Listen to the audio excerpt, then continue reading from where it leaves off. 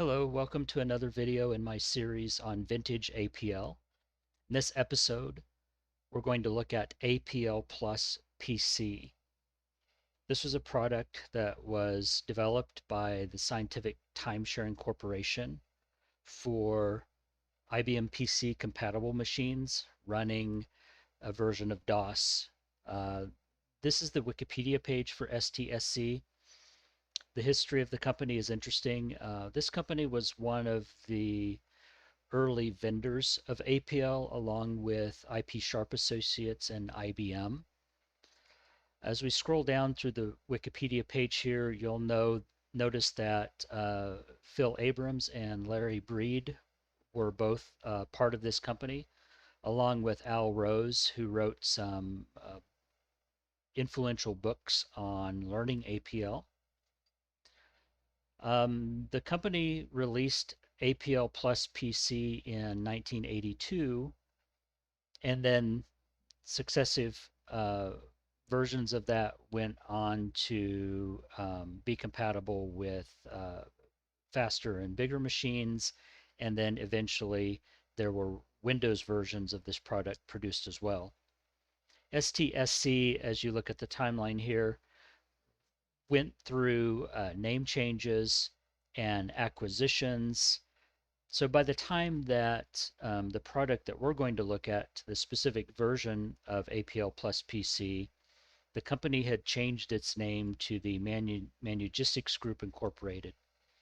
And the version we're looking at will be one from the early 1990s. Okay, so let's go ahead and get started. As with many DOS programs that were written in the days that Microsoft DOS or PC DOS was being used, these programs don't run on our current Windows machines. You need to have a virtual machine that can run a 16-bit version of DOS or have a DOS machine emulator. So I'm going to be using DOSBOX in this episode. This product is available for, if we go to the downloads folder here, for Mac OS X, Windows, and different versions of Linux and other Unixes. Okay, so get the product downloaded, installed, or get a virtual machine with an older version of DOS installed. Now we're ready to find the location where we can download the specific APL Plus PC. So I'm at a website that is provided by Julian Moog, and this person has a vast archive of old DOS programs. So I'm going to scroll down here from the top and look for APLSE. So you'll see there are a couple files here. There's APLSE.txt and APLSE.zip. I'll have a link to this archive in the notes below the video. Let's look at APLSE.txt first. So this is a statement by one of the principals of Manugistics, I believe it was that company at the time, who said they were releasing this version of APL Plus PC as a freeware version. So this version is not encumbered by any type of onerous license. You're free to do with it what you wish. And so we'll go back to the archive now. The note mentions that the initial archive they produced was freeapl.exe. It was a self-extracting zip archive. And that version is available if you scroll down and look for free APL. It's here. But I like the package version here as APLSE.zip because it includes some extra text documentation, some text files, some notes to help us get started that other third parties have written and included in the archive. So I'm going to download APLSE.zip. I'm going to unpack it once it's downloaded. Now, for DOSBox, it's a good idea to have a folder on your local file system that holds these old DOS programs. You can have the program in its own separate folder anywhere you want if you wish, as long as you point DOSBox to that folder. So I'm going to, first of all, before I extract this, go to just the root drive of my uh, file system here. I'm going to create a folder. I'm just going to call it DOS. Then I'm going to extract the APLSE file into that folder.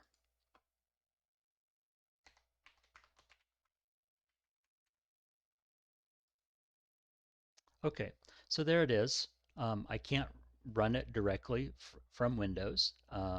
If you try to, you'll get a message saying that you need to have a 64-bit compatible version of the program to be able to run under a command window. So at this point, I'm going to start up DOSBox, and I have that already started. So let me open up those two windows. So you'll see why I have two windows open in just a minute. You can run separate DOS boxes as separate windows. So I just started it using the no console version, and then I just started it again. So these two are separate and independent.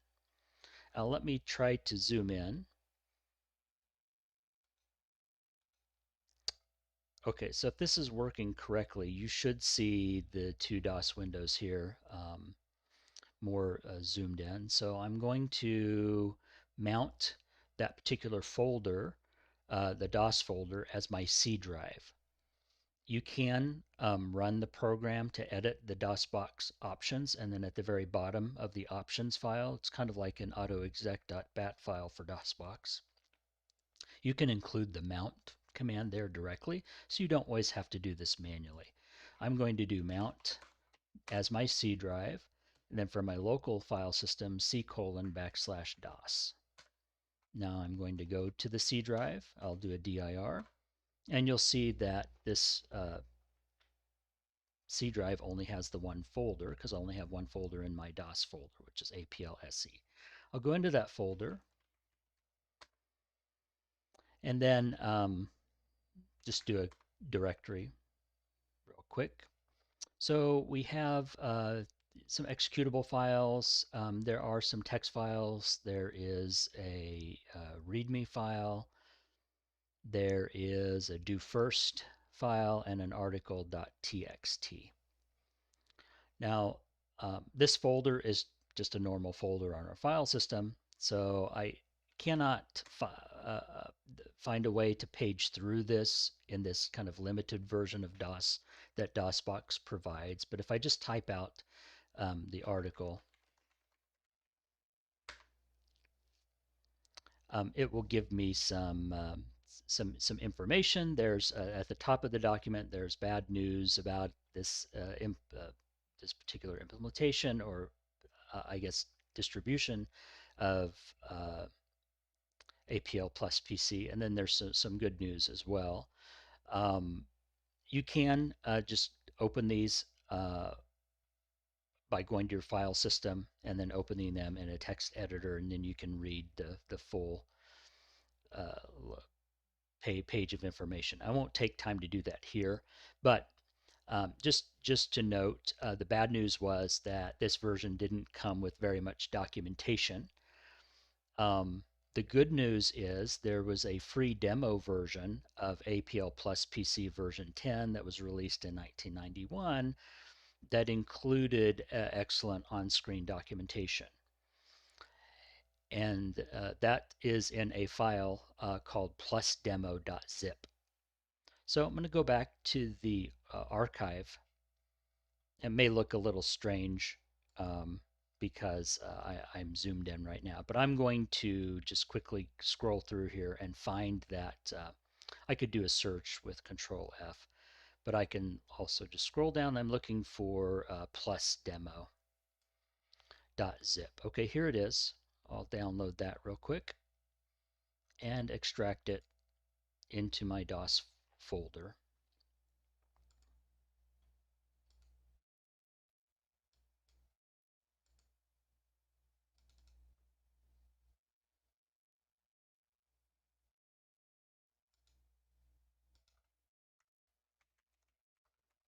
Call it plus demo. Okay.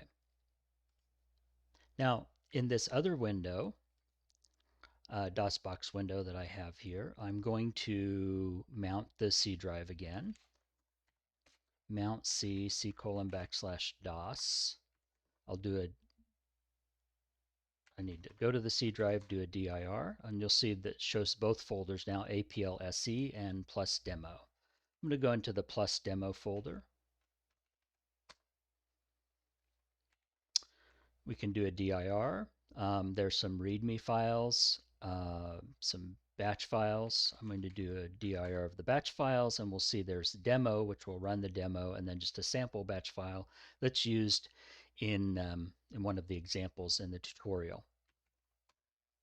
So if I click on demo, you'll see that we get a kind of a nice graphical interface to work through the tutorial and help information that's provided here.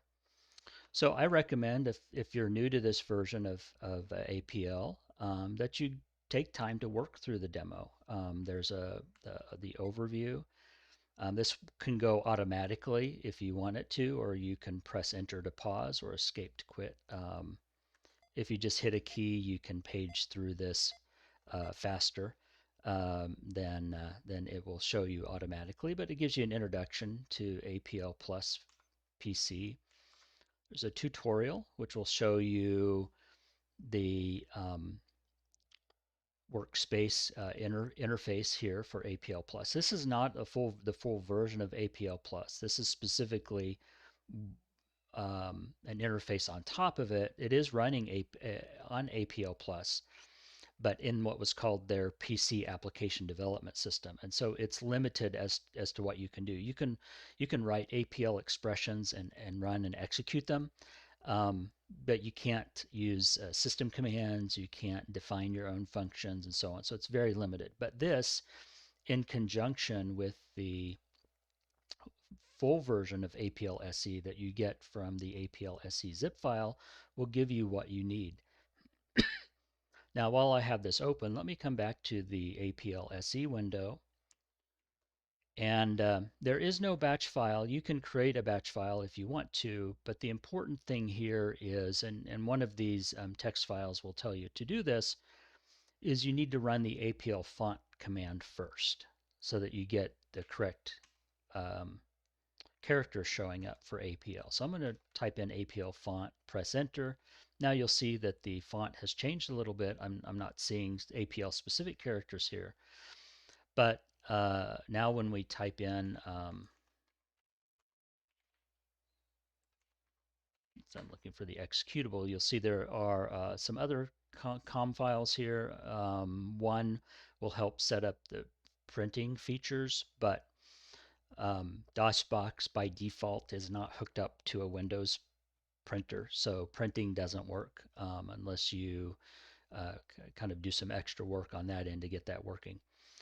I'm going to do APLSE now, and you'll see here we are in the APL workspace editing environment.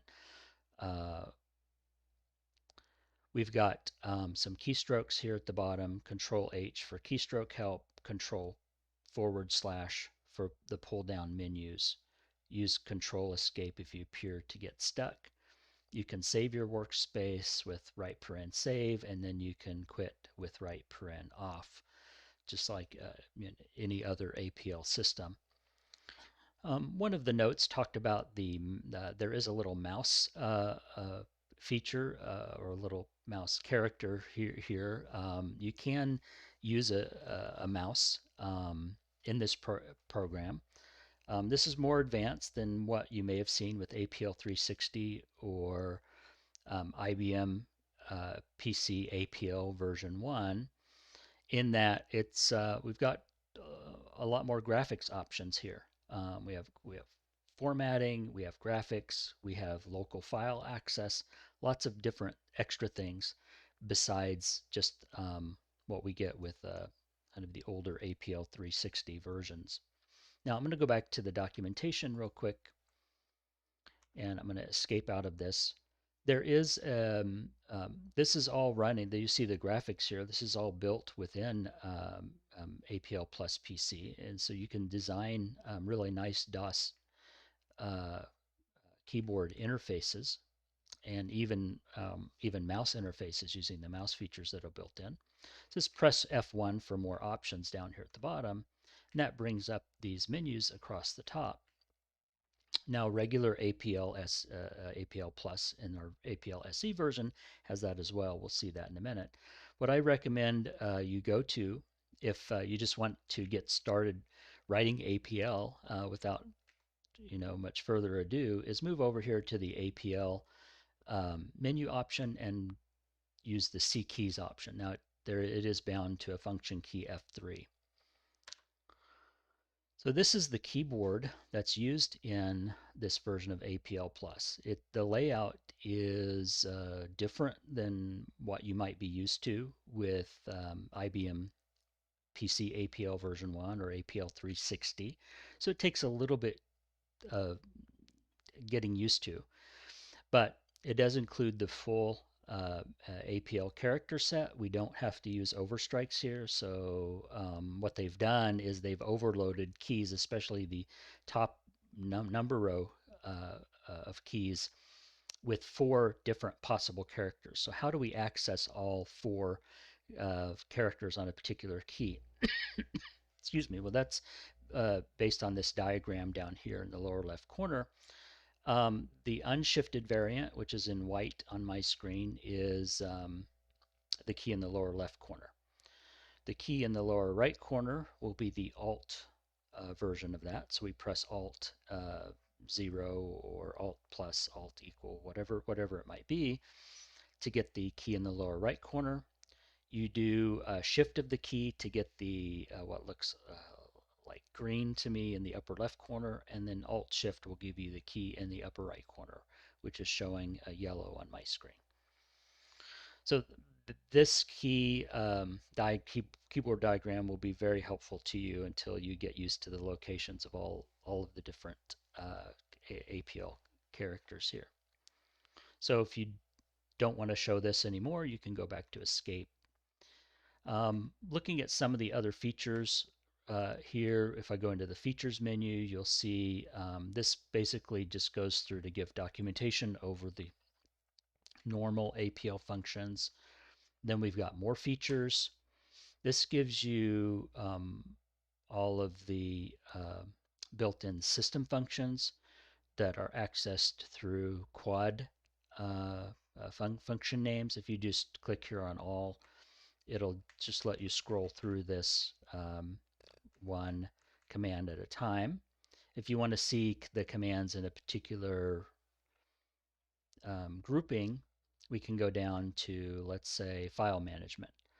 I'll hit enter there, and then it just highlights the particular commands that are involved with file management, and so on. So this will be very useful to you also if you want to work outside of just the traditional APL type functions, but you want to access the file system, you want to do some graphical work, and so on. Now back here, we've got some sample APL programs. These can help you see how a lot of those features are used in a lot of different programs. Be careful about running the ones that specifically talk about printing, because this can cause your DOSBox window to hang, waiting for it to try to find a printer that's not connected. But you can go into them and see the program before you run it. So if I want to just look here at prompt and print, I can see at the bottom the particular program that's being discussed. As the program listed below prompts the user for a name and address and then sends it to the printer if the printer is connected. And so you can use your arrow keys to scroll up and down to see how this program is written. Now, to run the program, you would need to press enter to run it. Let me just show you one that I can run real quick. That'll be over here on the loan amortization.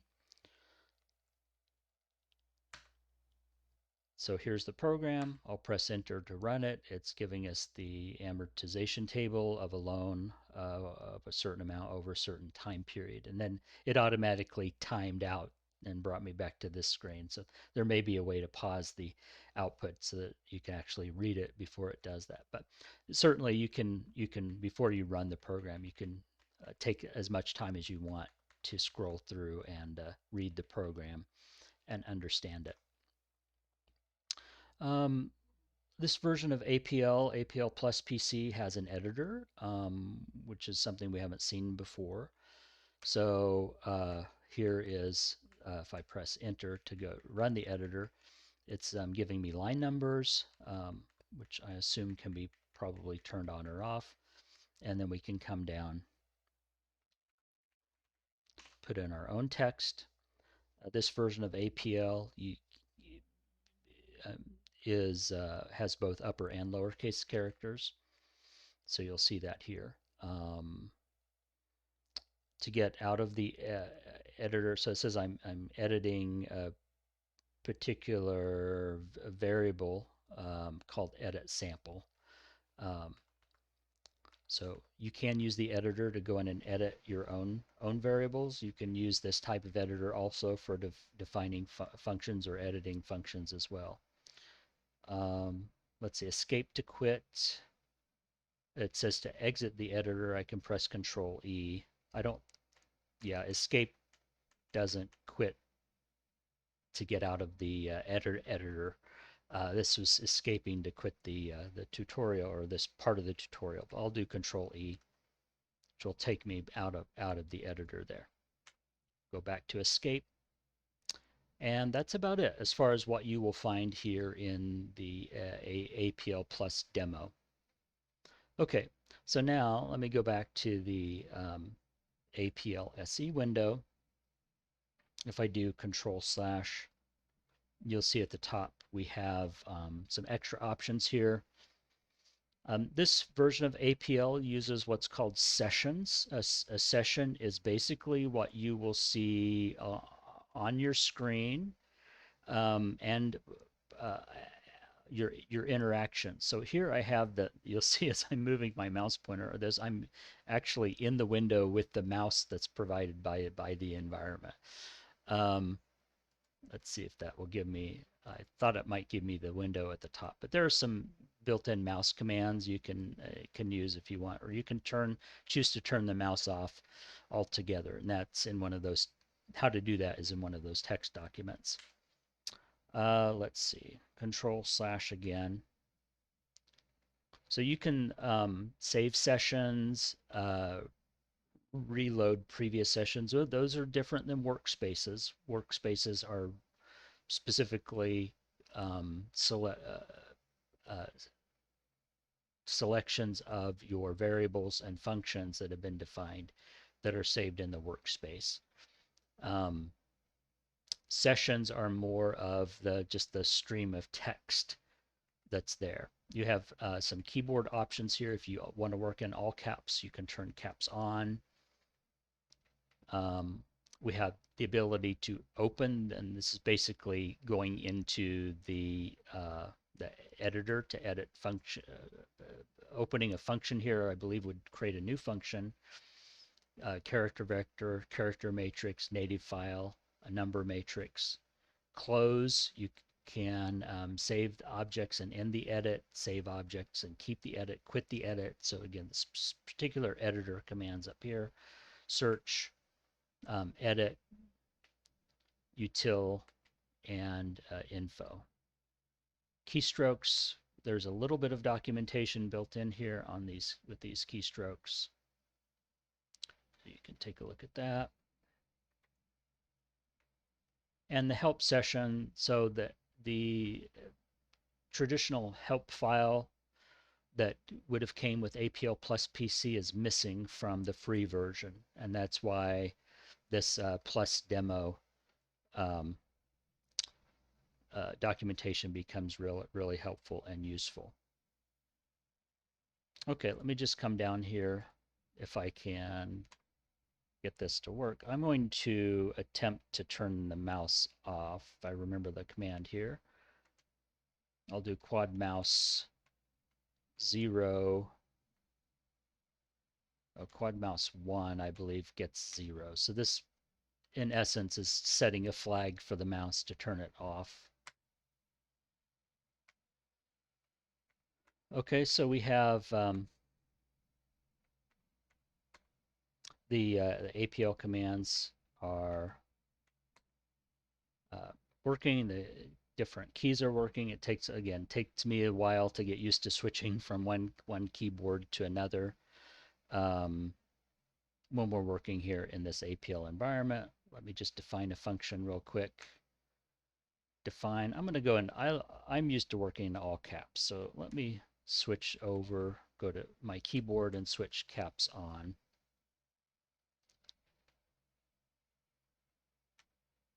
Okay, so we'll define function f of x. Let's see, z gets f of x. And we'll say z gets, let's say this squares the function x times x.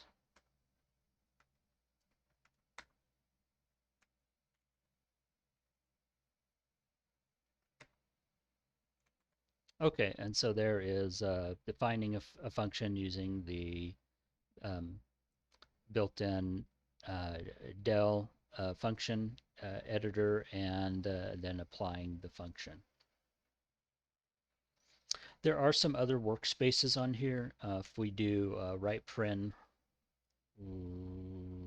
libs, nope, we don't have any attached. I'll do right paren lib. This basically, without the s, will give us a directory. There is an initial workspace that we can load that's not loaded. If I just look at my vars and my functions here, the only thing that's been defined in this initial the workspace we started, it started with a clear workspace. It's just F. So we can load that initial workspace. Just say load initial, and we can see what's available here. There's a sample function, myfn. Now there is some basic documentation over mainly just the APL language itself. Doesn't give you any documentation for the system commands in these files. But you can, if you want to read the documentation, if I just look at, let's see if I can get the right keys here. If I just type in the name of one of these variables, SECH01, you'll see it just scrolls right off the screen. Now this was meant to basically send these files to a printer so you could have some printed documentation over basic APL. Now we can't do that easily here, but what we can do is we can run the editor. So I'm going to do open, let's see, yeah, I think I want open character vector and then give the name let's see, it was SE underscore CH01. So you can use the built-in editor if you want, and then you can scroll down and read the documentation here over using APL. It looks like, yeah, the sample keyboard here is a little bit hard to read, to understand. I think it does essentially have the main characters if you understand what's going on there, but it's much easier to use the keyboard in the APL Plus demo window here. But it does give you some again, just really basic information here. Again, I think the same information you can get through the demo as well in a little bit different format. Now, if I want to get out of the editor, let's see, I will do control / again, and then I can come up to just quit edit, no change. And then I'm back, should be back at a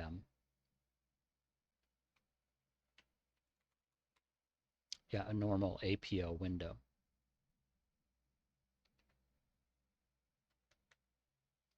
Okay, so that's it for this video.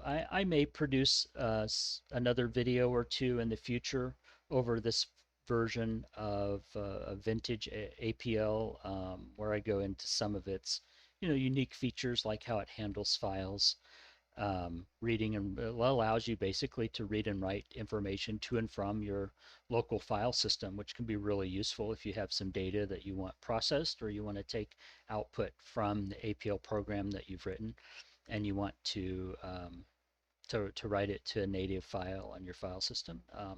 You can do that. Uh, that's it.